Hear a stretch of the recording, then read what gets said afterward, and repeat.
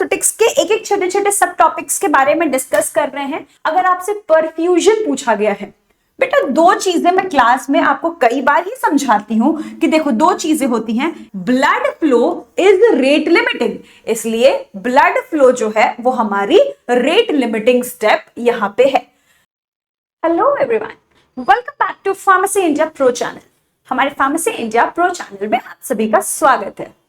हम जो है बायो फार्मास्यूटिक्स के एक एक छोटे छोटे सब टॉपिक्स के बारे में डिस्कस कर रहे हैं और उसके बाद उसके एमसीक्यू सॉल्व कर रहे हैं और उसकी एक्सप्लेनेशन देख रहे हैं ताकि हमारी अंडरस्टैंडिंग और बेटर हो सके।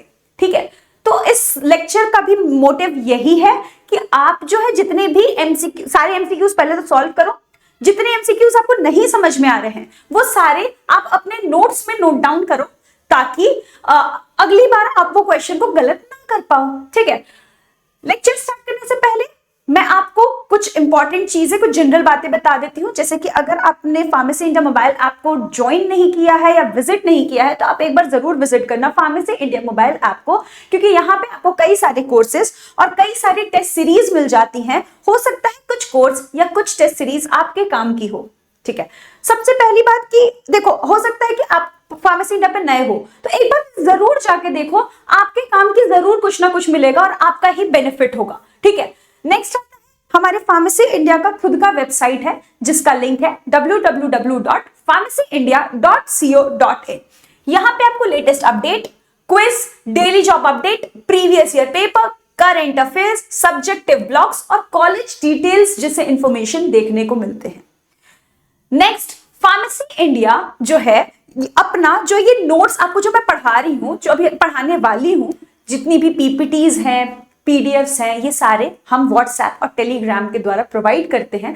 तो आप हमारे साथ व्हाट्सएप और टेलीग्राम के ग्रुप में जरूर जुड़िए, जिसका लिंक जो है वो डिस्क्रिप्शन बॉक्स में भी मेंशन किया गया है। और साथ ही साथ अगर आप इस दिए गए आइकन पे क्लिक करो तो आप डायरेक्टली हमारे व्हाट्सएप और टेलीग्राम के ग्रुप के साथ जुड़ सकते हो। फार्मेसी इंडिया प्रो चैनल के अलावे हमारे पास और भी फार्मेसी इंडिया के चैनल्स हैं, जैसे कि फार्मेसी इंडिया का this is the main channel जहां पे हम ऑल फार्मा कॉम्पिटिटिव एग्जाम्स की प्रिपरेशन करा रहे होते हैं। फार्मेसी इंडिया प्लस चैनल जिसमें हम सेमेस्टर और यूनिवर्सिटी एग्जाम्स की प्रिपरेशन करा रहे हैं, और फार्मेसी इंडिया जॉब्स जिसमें हम फार्मा रिलेटेड जॉब्स की प्रिपरेशन आपको करा रहे होते हैं। ठीक है, नेक्स्ट अब हम शुरू करते हैं अपने लेक्चर से, जिसमें कि फर्स्ट क्वेश्चन आपसे पूछा गया है, The rate of absorption for a perfusion limited drug primarily depends on। अगर आपसे परफ्यूजन पूछा गया है, बेटा दो चीजें मैं क्लास में आपको कई बार ही समझाती हूं कि देखो दो चीजें होती हैं। एक होती है परफ्यूजन रेट लिमिटिंग। परफ्यूजन का मतलब क्या होता है?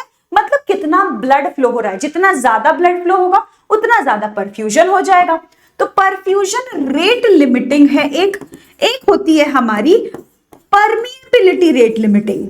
ठीक है, दोनों ही परमिएबिलिटी मतलब कि मेम्ब्रेन को क्रॉस करने की ability, that is known as permeability rate limiting. अब परमिएबिलिटी और परफ्यूजन रेट लिमिटिंग दोनों है। आपसे पूछ लिया जाता है कई बार कि इनमें से कौन सा टाइप का ड्रग जो है वो परफ्यूजन रेट लिमिटिंग दिखाएगा, या इनमें से कौन सा टाइप ऑफ ड्रग जो है वो परमिएशन रेट लिमिटिंग शो करेगा। परफ्यूजन रेट लिमिटिंग अगर बोला जाए तो कोई भी लिपोफिलिक ड्रग हो वो परफ्यूजन रेट लिमिटिंग शो करता है। नेक्स्ट, कोई भी जो है अगर कोई एरिया है जहां पे ब्लड फ्लो ज्यादा है तो वो भी हमारा परफ्यूजन रेट लिमिटिंग शो करता है। नेक्स्ट आता है हमारा परमिएबिलिटी रेट लिमिटिंग। ये जो है हाइड्रोफिलिक ड्रग्स जो हैं वो हमारे परमिएशन रेट लिमिटिंग शो करते हैं। तो यहां पे जो करेक्ट आंसर आ जाएगा फॉर परफ्यूजन लिमिटिंग ड्रग वो है blood flow to absorption site. तो option number B is correct, blood flow to absorption site. यहां पे लिख भी दिया गया है, in perfusion limiting absorption membrane permeability is high. Membrane की परमिएबिलिटी ज्यादा होती है, thus blood flow is rate limiting. इसलिए ब्लड फ्लो जो है वो हमारी रेट लिमिटिंग स्टेप यहां पे है। परफ्यूजन रेट लिमिटिंग ज्यादातर हाईली लिपोफिलिक ड्रग्स जो हैं वो शो करते हैं। ठीक है, नेक्स्ट यहाँ पे एक और बात, एक और इंफॉर्मेशन लिख दी गई है कि परमिएबिलिटी लिमिटिंग रेट लिमिटिंग कौन शो करेगा, हमारे कोई भी पोलर कंपाउंड या फिर हाइड्रोफिलिक कंपाउंड शो करेंगे। Let's move towards next question जो कि पूछ रहा है which segment of small intestine provides the best balance for both solubility and permeability। solubility भी बढ़िया है वहां पे, permeability भी बढ़िया है, एक तरीके से एब्जॉर्प्शन अच्छा है। तो आपसे पूछा जा रहा है कि स्मॉल इंटेस्टाइन का वो कौन सा सेगमेंट है जिसमें एब्जॉर्प्शन अच्छा है। एब्जॉर्प्शन अगर अच्छा है तो सॉल्युबिलिटी भी अच्छी होगी, परमेबिलिटी भी अच्छी होगी। तो हमारा कौन सा आंसर हो जाएगा इसमें? The correct answer for this is jejunum. Jejunum हमारा करेक्ट आंसर है। क्यों? क्योंकि जेजुनम के पास सबसे ज्यादा माइक्रोविलाई प्रेजेंट है। माइक्रोविलाई प्रेजेंट है ना। सबसे पहले देखो, जेजुनम के पास आपको हाई अमाउंट या हाई डेंसिटी में विलाई प्रेजेंट है। विलाई अगर ज्यादा होगा तो सरफेस एरिया ज्यादा होगा, सरफेस एरिया ज्यादा होगा तो एब्जॉर्प्शन ज्यादा होगा, है ना। नेक्स्ट, हमारी परफ्यूजन जो है वो जेजुनम में ज्यादा है, तो ब्लड फ्लो ज्यादा होगा अगर, तो एब्जॉर्प्शन ज्यादा होगा।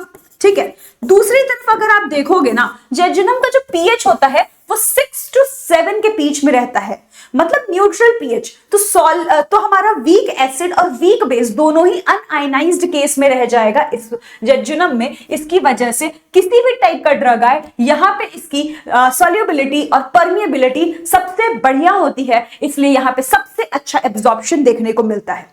तो 3 पैरामीटर हमने देख लिया कि भाई साहब यहाँ पे ना हमारा विलाई का कॉन्सेंट्रेशन या डेंसिटी ज्यादा है, दूसरा परफ्यूजन या ब्लड फ्लो बहुत ज्यादा है, और तीसरा मोस्ट इंपॉर्टेंट दैट इज इसका पीएच। पीएच जो है ऑलमोस्ट न्यूट्रल है। अब न्यूट्रल है तो वीक एसिड और वीक बेस दोनों ही इससे अच्छी तरीके से एब्जॉर्प्शन शो कर सकती है। नेक्स्ट क्वेश्चन है, a lipophilic weak base shows decreased oral absorption when administered with omeprazole because। आपसे पूछा गया है कि अगर कोई वीक बेस है उसको अगर हमने ओमेप्राजोल के साथ दे दिया तब भी ये हमारा डिक्रीज एब्जॉर्प्शन शो करता है। क्यों? देखो, ओमेप्राजोल जो है वो पीएच को इंक्रीज करेगा, है ना, पीएच को इंक्रीज करेगा। पीएच इंक्रीज करने का मतलब बेसिक कंडीशन लाएगा। नॉर्मल केस में बेसिक हाईली सॉल्युबल होते हैं, बट यहां पे क्या हो रहा है कि यहां पे ये डिसोल्यूशन को कम कर रहा है, डिसोल्यूशन को कम कर देता है। देखो, correct answer for this is option number A, increase in gastric pH reduces dissolution. किस तरीके से? ओमेप्राजोल जो है, ओमेप्राजोल ड्रग जो है ये हमारे गैस्ट्रिक पीएच को इंक्रीज कर रहा है। वीक बेस जो है वो अनआयनाइज्ड रहते हैं बट इज लेस सॉल्युबल। अगर आयनाइज नहीं होंगे तो सॉल्युबलाइज नहीं होंगे, आयंस होते हैं सॉल्युबलाइज। तो अगर सॉल्युबलाइज नहीं हो रहे हैं तो इसकी वजह से डिसोल्यूशन जो है इन ड्रग्स का वीक बेस का नहीं हो पाता है, और इसकी वजह से एब्जॉर्प्शन जो है वो कम होता है ना। परमिएशन ज्यादा होगा लेकिन डिसोल्यूशन जो है कम है। ठीक है, वीक बेस है और बेसिक कंडीशन ले आया गया है। आपको पता है कि अगर एसिडिक कंडीशन होती तो सॉल्ट फॉर्मेशन होता और डिसोल्यूशन ज्यादा होता, है ना। लेकिन यहां पे क्या हो रहा है कि अनआयनाइजेशन ज्यादा हो रही है जिसकी वजह से डिसोल्यूशन कम हो रहा है। ठीक है, परमिएबिलिटी तो ठीक है लेकिन डिसोल्यूशन जो है वो कम हो रहा है। Next question, the most significant factor governing paracellular absorption of drug is. देखो बेटा, अगर हम मैकेनिज्म ऑफ ड्रग एब्जॉर्प्शन की बात करेंगे तो 3 तरीके के मैकेनिज्म आ जाते हैं। एक होता है हमारा ट्रांससेल्युलर, एक है हमारा ट्रांससेल्युलर, दूसरा है हमारा, ट्रांससेल्युलर को ही हम कहते हैं इंट्रासेल्युलर, इंट्रासेल्युलर। दूसरा है हमारा पैरासेल्युलर, पैरासेल्युलर, जिसको हम कहते हैं इंटरसेल्युलर। ठीक है, और तीसरा हमारा आता है that is known as vascular. ठीक है, अब हम देखें अगर इनमें इंट्रासेल्युलर और इंटरसेल्युलर में, तो सेल के बीच में से अगर ट्रांसपोर्ट हो रहा है तो this is known as intracellular. Cell के बीच में से ट्रांसपोर्ट, सेल के अंदर से ट्रांसपोर्ट हो रहा है। इसका एग्जांपल जैसे आप पैसिव डिफ्यूजन पढ़ रहे होते हो, एक्टिव डिफ्यूजन पढ़ रहे होते हो या फैसिलिटेटेड डिफ्यूजन पढ़ रहे होते हो, ये हमारा ट्रांससेल्युलर में आता है। पैरासेल्युलर जो है दो सेल के बीच में से के स्पेस में से अगर ट्रांसपोर्ट हो रहा है तो this is known as paracellular या इंटर, दो सेल के बीच में से इंटर ट्रांसपोर्ट, इंटरसेल्युलर ट्रांसपोर्ट हो रहा है।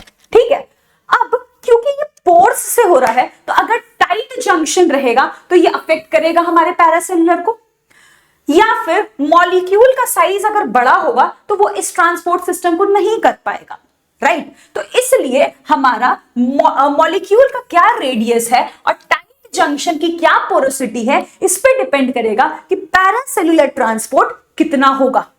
ठीक है, अगर आपको नहीं समझ आया हो तो वापस से एक बारी सुनना ये बात, तो आपको समझ में आएगा कि मैं बोलना क्या चाहती हूं। पैरासेल्युलर दो सेल के बीच में से ट्रांसपोर्ट होना, दो सेल के बीच में से ट्रांसपोर्ट हो रहा है।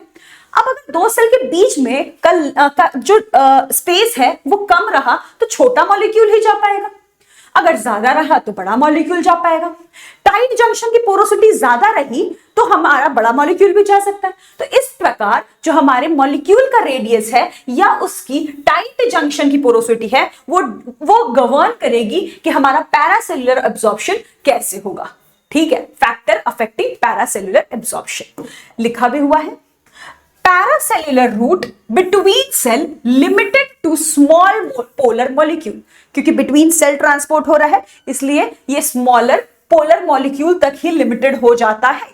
ठीक है, छोटे मॉलिक्यूल होंगे तो ट्रांसपोर्ट होगा। टाइट जंक्शन जो है वो रिस्ट्रिक्ट करता है डिफ्यूजन, इसकी वजह से species difference exist. Okay, next question, let's move towards another question. A basic drug absorbed via passive diffusion will have lowest absorption at which GIT segment? अगर कोई बेसिक ड्रग है उसको पैसिव डिफ्यूजन से absorb होना है, ठीक है, basic drug है, वीक बेसिक ड्रग मान लो, चलो वीक वाली चीज हटा देते हैं, बेसिक ड्रग है, ठीक है, बेसिक ड्रग है, इसको एब्जॉर्प्शन कराना है। एब्जॉर्प्शन कैसे होती है? अगर ये अनआयनाइज्ड स्टेट में हो, अनआयनाइज्ड स्टेट में इसकी एब्जॉर्प्शन होती है। ठीक है, अनआयनाइज्ड कब होगा? जब हम इसको किसी बेसिक कंडीशन में रखेंगे, बेसिक कंडीशन में रखेंगे, ये अनआयनाइज्ड होगा, मतलब ये लिपोफिलिक होगी, इसकी परमिएबिलिटी ज्यादा होगी, अल्टीमेटली इसका एब्जॉर्प्शन जो है वो हमारा ज्यादा हो जाएगा। ठीक है, बेसिक कंडीशन बेटा कहां होती है? हमारे इंटेस्टाइन में होती है। ठीक है, इंटेस्टाइन में होती है, यहां पे एब्जॉर्प्शन ज्यादा है। हमें क्या चाहिए कि जहां पे एब्जॉर्प्शन सबसे कम हो, तो सबसे कम होने का आप देख लो, अगर वीक बेस ड्रग है, अगर ये एसिडिक कंडीशन में आई, एसिडिक कंडीशन में आई तो इसका क्या होगा? आयनाइजेशन हो जाएगा। आयनाइजेशन अगर हो गया तो परमिएबिलिटी जो है वो कम हो जाएगी और एब्जॉर्प्शन जो है वो हमारा कम हो जाएगा। तो इस तरीके से एसिडिक कंडीशन से एब्जॉर्प्शन सबसे कम होगा। एसिडिक कंडीशन कहां होती है? हमारे स्टमक में एसिडिक कंडीशन होती है और वहां पे बेसिक ड्रग का एब्जॉर्प्शन सबसे कम होगा, इसलिए करेक्ट आंसर जो है हमारा ऑप्शन नंबर बी हो जाता है। Let's move towards another question, question number 6। The unstirred water layer becomes the main barrier for, अगर हम अनस्टर्ड वाटर लेयर की बात करेंगे तो वो किस चीज का मेन बैरियर की तरह काम करेगा? Highly lipophilic drug, weak acid, hydrophilic large molecule and bile salt independent drug, un-ionised drug. So the correct answer for this is option number C, hydrophilic large molecule and bile salt independent drug। देखो, अगर हम देखें endothelium, ये endothelium मान लो, endothelium की ये layer है, sorry epithelium की ये लेयर है, एपिथीलियम की लेयर है, एपिथीलियम के ठीक नीचे हमारा एक अनस्टर्ड वाटर लेयर होता है, ये इसको हम कह दिए कि अनस्टर्ड वाटर लेयर है। जितना थिक होगा उतना ज्यादा रेट लिमिटिंग होगा फॉर हाइड्रोफिलिक ड्रग्स। जितना ज्यादा थिक होता है ये लेयर उतना ज्यादा ये रेट लिमिटिंग होती है for hydrophilic layers. For hydrophilic molecule diffusion across the unstirred water layer is rate limiting. ठीक है, एजिटेशन डिक्रीजेस दिस थिकनेस। जितना ज्यादा आप उसको मिक्स करोगे, इस लेयर को, अनस्टर्ड है, जितना ज्यादा आप स्टरिंग करोगे उतना ज्यादा थिकनेस जो है वो कम होगी और उतना अच्छा होगा हमारे हाइड्रोफिलिक मॉलिक्यूल को। ठीक है, next question, which transporter reduces absorption of digoxin and cyclosporin from the intestine? इनमें से कौन सा ऐसा ट्रांसपोर्टर है जो कि रिड्यूस करेगा absorption of digoxin and cyclosporin from intestine? अब एब्जॉर्प्शन कम करने की बात की जा रही है। याद रखो, जब एब्जॉर्प्शन कम करने की बात कर रहा है, कोई ड्रग के बारे में बात कर रहा है, मतलब आप ड्रग को बाहर निकाल के फेंक रहे हो। कोई इफ्लक्स ट्रांसपोर्टर ही हो सकता है, इफ्लक्स ट्रांसपोर्टर हो सकता है। अब बेटा एक चीज मैं आपको बता दूं कि हमारा एक कॉन्सेप्ट आता है ट्रांससेल्यूलर में, एक्टिव ट्रांसपोर्ट। याद है क्या उस ट्रांसपोर्ट के बारे में? ये ट्रांसपोर्ट दो तरीके के होते हैं, एक प्राइमरी एक्टिव ट्रांसपोर्ट होता है, दूसरा होता है secondary active transport. Primary active transport में आता है आयन ट्रांसपोर्टर और दूसरा आता है हमारा, दूसरा टाइप आता है प्राइमरी एक्टिव ट्रांसपोर्ट में, that is ABC transporter, ABC transporter. ठीक है, अब ये जो एबीसी ट्रांसपोर्टर है ना, इसका एग्जाम्पल है PGP transporter, P glycoprotein, P glycoprotein बोलो इसको, या फिर इफ्लक्स ट्रांसपोर्टर बोलो। ठीक है, पी ग्लाइकोप्रोटीन बोलो या फिर इफ्लक्स ट्रांसपोर्टर बोलो। ये करता क्या है ट्रांसपोर्टर? मान लो ये सेल है हमारा, सेल के अंदर कोई ड्रग प्रेजेंट है, फॉर एग्जांपल डाइजॉक्सिन। डाइजॉक्सिन का यहां एग्जांपल गिवन है, चलो डाइजॉक्सिन लिख देते हैं। डाइजॉक्सिन यहां पे है हमारा, ये जो ट्रांसपोर्टर है ये सेल के मेम्ब्रेन पे प्रेजेंट है, कौन सा? PGP transporter.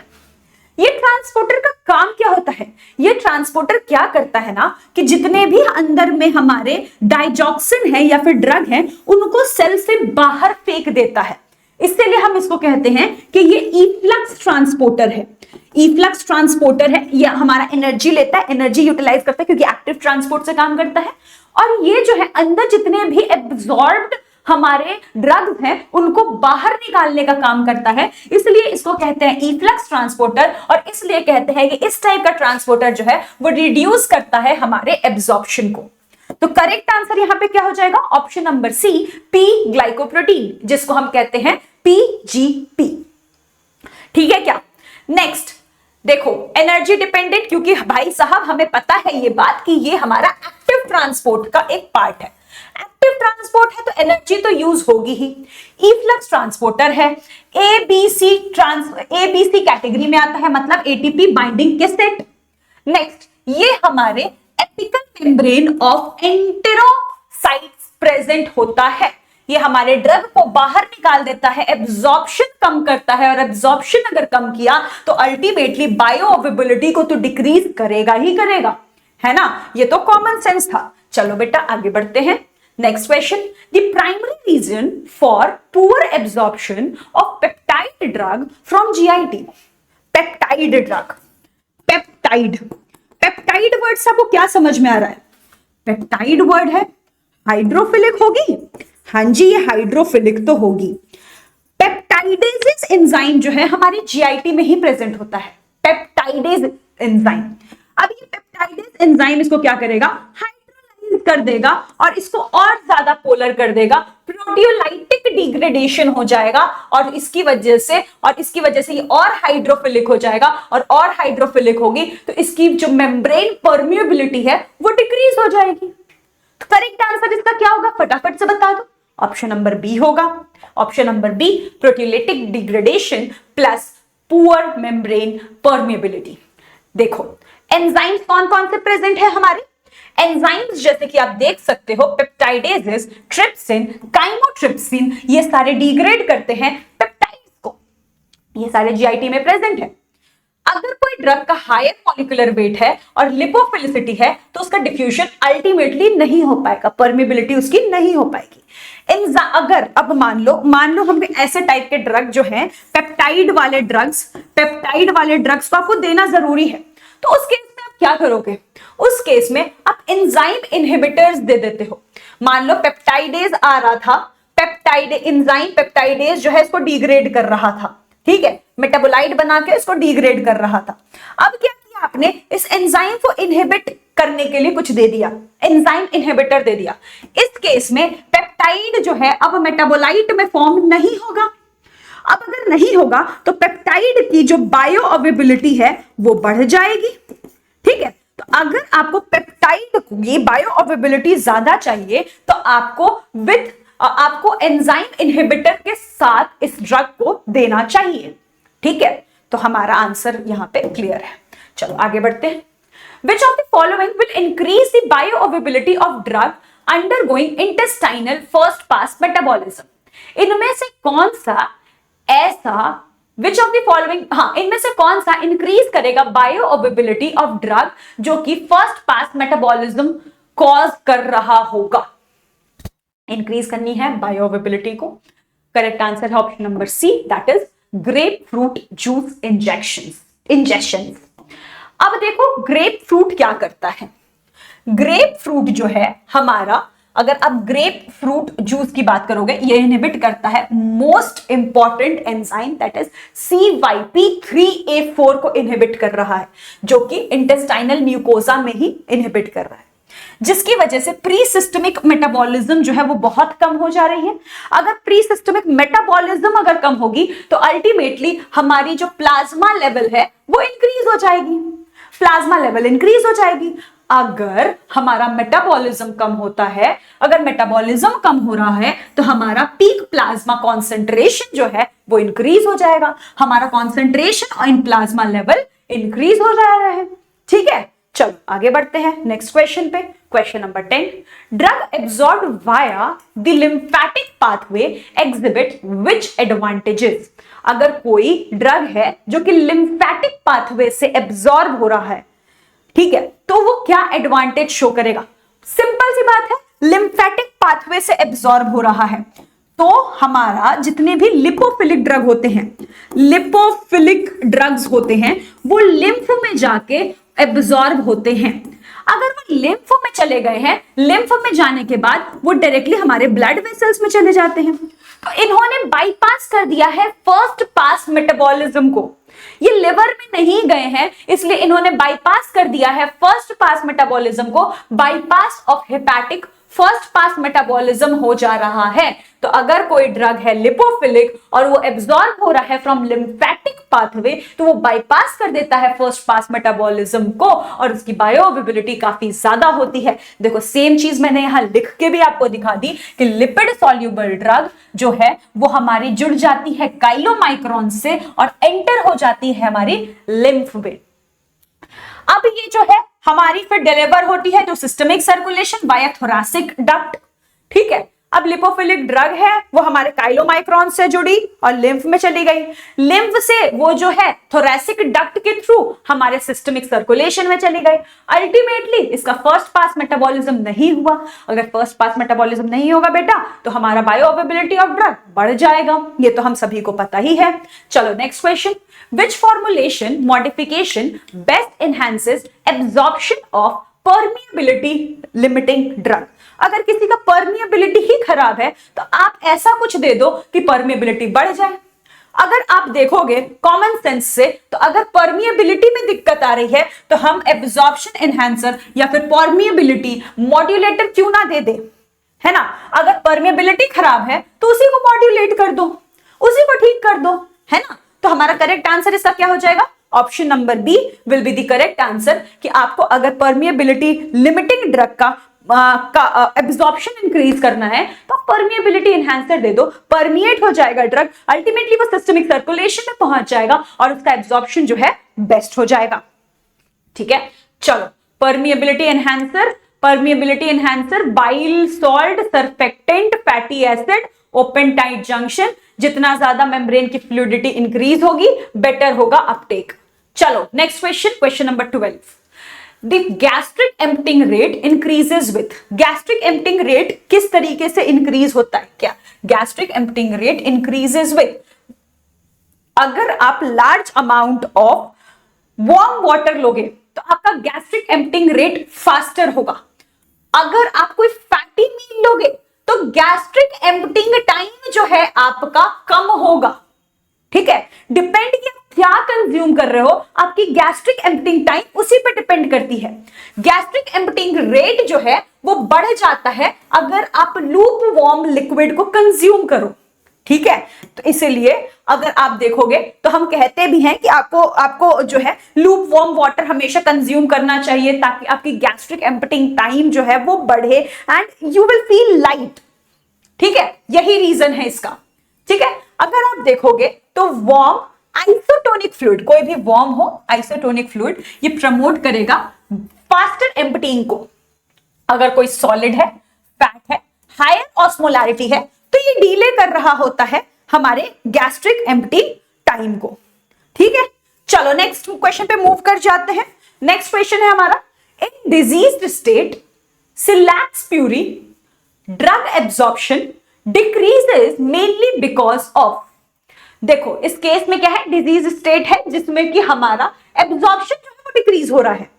एब्जॉर्प्शन डिक्रीज क्यों हो रहा है, क्योंकि ये जो डिजीज आपको सिलैक बताया गया है इसमें विलाई जो होती है वो जो है वो कम हो जाती है। विलाई कम होगी, सरफेस एरिया जो है वो कम हो जाएगा, अल्टीमेटली हमारा एब्जॉर्प्शन जो है वो डिक्रीज हो जाएगा। So the correct answer for this is option number B, loss of villi and decreased surface area. देखो विलस एट्रोफी, ये डिजीज स्टेट में क्या हुआ, विलस एट्रोफी, विलस का कम हो जाना जिसकी वजह से म्यूकोसल सरफेस एरिया कम हो जाएगा और अल्टीमेटली हमारा सरफेस एरिया अगर कम हो रहा है तो एब्जॉर्प्शन जो है वो भी हमारा कम हो जाएगा, ठीक है। चलो आगे बढ़ते हैं। Next question, the pH difference between plasma and stomach can lead to ion trapping of. देखो हमारा फॉर एग्जाम्पल ये मान लो कि ये हमारा स्टमक है और इस साइड है हमारा प्लाज्मा, ठीक है। प्लाज्मा का पीएच 7.4 होता है और हमारे स्टमक का पीएच एसिडिक होता है, दैट इज 0.5, ठीक है। अब कोई भी ड्रग आपने कंज्यूम किया वो स्टमक में आया, अगर स्टमक में वीक बेस आएगा बेटा तो क्या होगा, एसिड की प्रेजेंस में ये आयनाइज्ड हो जाएगा और आपको पता है आयंस जो है उनका एब्जॉर्प्शन नहीं हो पाता, मतलब परमिएबिलिटी नहीं हो पाती है। अगर परमिएबिलिटी इनकी नहीं हो पा रही है तो यहां पे क्या देखने को मिल रहा है आपको, आयन जो है वो ट्रैप हो जा रहा है, आयन ट्रैपिंग देखने को आपको मिल रही है। वेयरएज अगर वीक एसिड अगर आता तो वो एसिडिक कंडीशन में अनआयनाइज्ड होता और अगर वो अनआयनाइज्ड होगा तो उसका एब्जॉर्प्शन या परमिएशन पॉसिबल था और उसका अगर परमिएशन पॉसिबल था तो वो आराम से हमारे वीक एसिड जो है वो प्लाज्मा में आ जाता, ठीक है। अब वो अगर प्लाज्मा में आ जाता तो यहां पे आप देख सकते हो कि ये बेसिक कंडीशन है, यहां पे बेसिक कंडीशन होने की वजह से इसके साथ क्या होता, ये यहां पे जाके आयनाइज्ड हो जाता। अगर ये यहां पे आके आयनाइज्ड हो गया है तो यहां पे भी इसकी हो जाएगी आयन ट्रैपिंग, क्योंकि ये आयनाइज्ड हो गया है, आयन बन गया है और ये वापस से रीएब्सॉर्ब नहीं हो पाएगा। समझ रहे हो, आयन जैसे ही बन जाएगा उसका वापस उसका मेम्ब्रेन से मूव करना पॉसिबल नहीं हो पाता है, इसलिए हम कहते हैं आयन ट्रैपिंग। अब आयन ट्रैपिंग अगर स्टमक के केस में आप देखोगे तो आपको किसकी मिली, आपको मिली हमारी वीक बेस की। अगर प्लाज्मा के केस में देखोगे तो हमें मिली ऑफ वीक एसिड। हमारे स्टमक के केस में पूछा है तो हमारा आंसर हो जाएगा वीक बेस, ठीक है।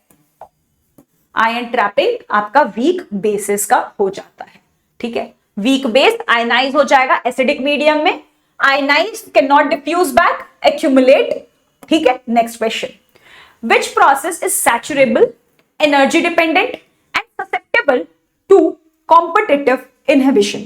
इनमें से कौन सा ऐसा प्रोसेस है जो कि सैचुरेबल हो। देखो सबसे पहले एनर्जी की बात अगर करती तो हमसे कभी भी पैसिव डिफ्यूजन की बात नहीं करना, ठीक है। पिनोसाइटोसिस में एनर्जी रिक्वायर्ड होती है, हमारी एक्टिव ट्रांसपोर्ट में भी एनर्जी रिक्वायर्ड होती है। एक्टिव ट्रांसपोर्ट मैंने आपको कई बार समझा दिया है कि मान लो सीढ़ी है, आप जो हो ग्राउंड फ्लोर पे खड़े हो और आपको जाना कहां है, फर्स्ट फ्लोर पे जाना है, फर्स्ट फ्लोर पे आपको जाना है, आप ग्राउंड फ्लोर पे खड़े हो, क्या है अगर आप यहां से चढ़ोगे तो आप क्या एनर्जी यूज कर रहे हो? Yes, energy is required. दूसरी बात, अपहिल प्रोसेस जा रहे हो, ठीक है। तीसरी बात, आप जो है लोअर कॉन्सेंट्रेशन से हायर कॉन्सेंट्रेशन की ओर जा रहे हो, मतलब अगेंस्ट कॉन्सेंट्रेशन ग्रेडियंट जा रहे हो, ठीक है, ये भी हो गया। तो ये तीनों प्रोसेस हो जाती है। इसके अलावा अगर आप देखोगे कि यहां पे हमारे एक्टिव ट्रांसपोर्ट में कैरियर्स रिक्वायर्ड होते हैं। अगर कैरियर्स बेटा कहीं भी आ जाएगा तो हम वो कह देंगे कि वो सैचुरेबल इन नेचर होता है। सैचुरेबल कॉम्पिटिटिव इनहिबिशन भी देखने को मिलता है, इसलिए तो correct answer for this will be option number B, active transport, क्योंकि एक्टिव ट्रांसपोर्ट में कैरियर्स होते हैं तो वो सैचुरेबिलिटी शो करेगा। और हमारा जो ये पिनोसाइटोसिस बोल रहा हूं, ये वैस्कुलर ट्रांसपोर्ट है। एनर्जी तो है इसमें, लेकिन कैरियर्स इन्वॉल्व नहीं है, वेसल्स इन्वॉल्व है, कैरियर्स इन्वॉल्व नहीं है, इसलिए हमारा करेक्ट आंसर हो जाएगा ऑप्शन नंबर बी। चलो next question. Which factors most strongly influences absorption of ionized drug across membrane? इनमें से कौन सा ऐसा फैक्टर है जो कि बहुत स्ट्रांगली इन्फ्लुएंस करता है absorption of ionised drug across membrane? Okay, so the correct answer for this is option number D, that is aqueous pore size and charge selectivity. कोई भी aqueous pore size है, charge selectivity है, वो absorption अच्छा show करेगा, अच्छा कराता है ऑफ आयनाइज्ड ड्रग, ठीक है। आयनाइज्ड मॉलिक्यूल्स जो हैं वो एक्वस चैनल्स के थ्रू ही एब्जॉर्प्शन शो करते हैं, जिसको हम पैरासेल्युलर रूट कह रहे होते हैं। स्मॉलर पोलर मॉलिक्यूल जो 200 डाल्टन से कम होते हैं वो डिफ्यूज होते हैं, चार्ज रिपल्शन जो है लेकिन मैटर करेगा, और टाइट जंक्शन भी इनके ट्रांसपोर्ट में मैटर कर रहे होते हैं। Next question, question number 17, the intestinal absorption of propranolol remains high despite of first pass metabolism। क्योंकि देखो ये बोला जा रहा है कि हमारे पास प्रोपेनोलॉल है, प्रोपेनोलॉल ड्रग है, प्रोपेनोलॉल ड्रग का एब्जॉर्प्शन जो है वो अच्छा है, जबकि इसका फर्स्ट पास मेटाबॉलिज्म हो रहा है तब भी, क्योंकि यहां पे जो मेटाबॉलिज्म ये शो कर रहा है ये, क्योंकि देखो प्रोपेनोलॉल क्या है, प्रोपेनोलॉल हमारा बहुत अच्छा लिपोफिलिक ड्रग है। तो जैसे ही ये हमारे एब्जॉर्प्शन साइट पे आएगा उसका एब्जॉर्प्शन हो जाता है, वो अच्छे से परमिएट कर जाता है, उसकी मेम्ब्रेन परमिएबिलिटी बहुत ज्यादा होती है। तो इससे पहले कि इसका फर्स्ट पास मेटाबॉलिज्म हो ये परमिएट कर जाता है और ये हमारे सिस्टमिक सर्कुलेशन में पहुंच जाता है। इसकी वजह से प्रोपेनोलॉल की जो हमारी एब्जॉर्प्शन है वो बेटर होती है, नो मैटर उसकी हमारी फर्स्ट पास मेटाबॉलिज्म भी अच्छी है, लेकिन क्योंकि ये इसका लिपोफिलिक नेचर की वजह से इसको एक एडवांटेज मिल जाता है कि ये हमारा फटाफट से हमारे सिस्टमिक सर्कुलेशन में आ जाता है। देखो लिखा है high systemic solubility, rapid Uptake. अब क्या हुआ, hepatic extraction is extensive, absorption is complete. जब तक हमारा हेपेटिक एक्सट्रैक्शन हो ही रहा होगा, सोच ही रहा होगा कि इसका भाई फर्स्ट पास मेटाबॉलिज्म करे, उससे पहले तो ये इतना लिपोफिलिक है कि ये हमारे सिस्टमिक सर्कुलेशन में पहुंच जाता है, ठीक है। Let's move towards another question, question number 18, the role of Peyer's patch in drug absorption is mainly associated with. Role of Peyer's patch क्या है in drug absorption, is mainly associated with, ये हमारा endocytosis of particulate and nano particle system. अब क्या है इसमें, the M cell over Peyer's patch performs transcytosis. इसमें क्या है, ट्रांसपोर्टेशन ऑफ एंटीजन या फिर कोई भी particulate matter into the lymphoid tissue is done through the pairs patch. Okay, let's move towards another question, that is, which of the following drugs shows absorption limited by intestinal metabolism rather than permeability? इनमें से कौन सा ऐसा drug है जो कि absorption limited show करता है, shows absorption limited by intestinal metabolism rather than permeability? So the correct answer for this is option number B, that is midazolam. Midazolam क्या है, ये बहुत ज्यादा लिपोफिलिक ड्रग है, लिपोफिलिक ड्रग है, बट इसका जो मेटाबॉलिज्म है वो भी ज्यादा है। ये जो है मिडाजोलम, इसका हमारा एब्जॉर्प्शन ज्यादा है क्योंकि ये लिपोफिलिक है, लेकिन इसका मेटाबॉलिज्म भी ज्यादा है। और इस केस में क्या है कि मेटाबॉलिज्म ज्यादा है एज कंपेयर्ड टू हमारा एब्जॉर्प्शन। इसकी वजह से मेटाबॉलिज्म ज्यादा हो जाता है और इसका एब्जॉर्प्शन जो है इस बारी मात खा गया। अगर हम प्रोपेनोलॉल में देखें तो एब्जॉर्प्शन जीत गया था, मेडाजोलम में हमारा मेटाबॉलिज्म जीत जाता है। ठीक है, तो मेटाबॉलिज्म अगर जीत गया तो इसका मतलब कि इसकी बायोअवेबिलिटी कम हो जाएगी। अगर आप कोई एंजाइम इनहिबिटर दे दोगे तो इसकी बायोअवेबिलिटी बढ़ भी सकती है। ठीक है, तो अगर बायोअवेबिलिटी कम है और मेटाबॉलिज्म की वजह से कम होती है तो हम एंजाइम इनहिबिटर्स दे देते हैं, ये इंप्रूव कर देती है बायोअवेबिलिटी को। ठीक है, the last question for this lecture is food effect causing increased absorption is due to.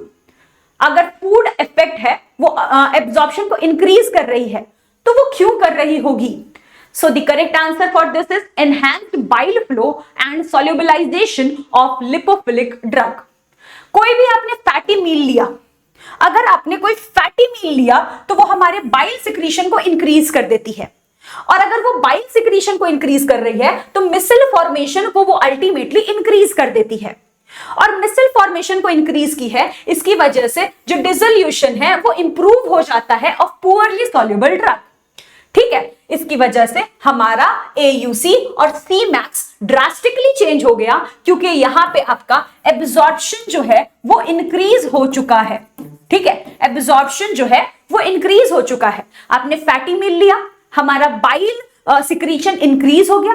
Bile secretion अगर इंक्रीज होगा, मिसल फॉर्मेशन बढ़ेगा, एब्जॉर्प्शन इंक्रीज होगा, और अगर एब्जॉर्प्शन इंक्रीज होगा तो Cmax और AUC पे तो अल्टीमेटली फर्क पड़ेगा ही पड़ेगा। तो यही पूछा गया था आपसे। तो ये थी आज के 20 MCQs जो कि काफी ज्यादा इंपॉर्टेंट थे। जो भी MCQs आपको नहीं आते थे या फिर आपको लगा कि गलत है, आपने गलत किया है, वो सारे अपने नोट्स में जरूर नोट डाउन कर लेना। बार बार बोल रही हूं ताकि ये मिस्टेक रिपीट ना हो एग्जामिनेशन में। ठीक है, चलो thank you so much everyone. सुनते जाओ कुछ और इंपॉर्टेंट चीजें, जैसे कि फार्मेसी इंडिया मोबाइल ऐप को अगर आपने विजिट नहीं किया है तो जरूर विजिट करो फार्मेसी इंडिया मोबाइल ऐप को, जो कि आप प्ले स्टोर से डाउनलोड कर सकते हो। और अगर आपको इतनी मेहनत नहीं भी करनी है तो आप यहाँ पे क्लिक कर लो, आप फटाफट फार्मेसी इंडिया मोबाइल ऐप को विजिट कर लोगे। फार्मेसी इंडिया मोबाइल ऐप पे आपको कई सारी कोर्सेज और कई सारी टेस्ट सीरीज मिलती हैं जो कि आपके काम की हो सकती है, तो एक बार जरूर विजिट करके देखना। फार्मेसी इंडिया का खुद का वेबसाइट है, that is pharmacy India www.pharmacyindia.co.in। यहाँ पे आपको latest update, quiz, daily job updates, previous year paper, current affairs, subjective blogs और कॉलेज डिटेल्स जैसे इंफॉर्मेशन देखने को मिलते हैं।